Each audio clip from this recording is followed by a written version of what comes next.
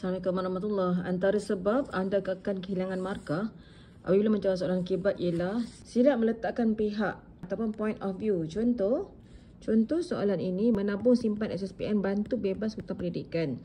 Baik, berdasarkan maklumat di atas, cadangkan langkah untuk menggalakkan budaya tersebut. Langkah untuk menggalakkan budaya tersebut.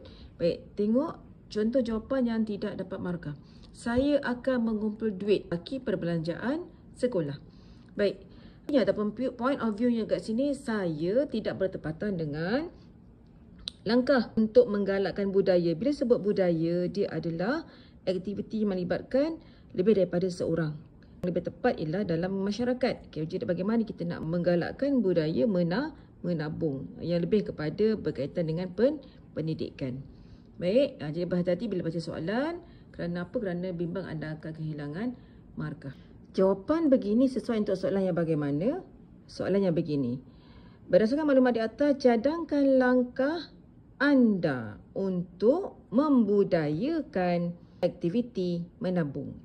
Jika begitu disebutkan bagaimanakah langkah anda, cadangkan langkah anda, barulah mulakan jawapan dengan saya. Okey, dapat?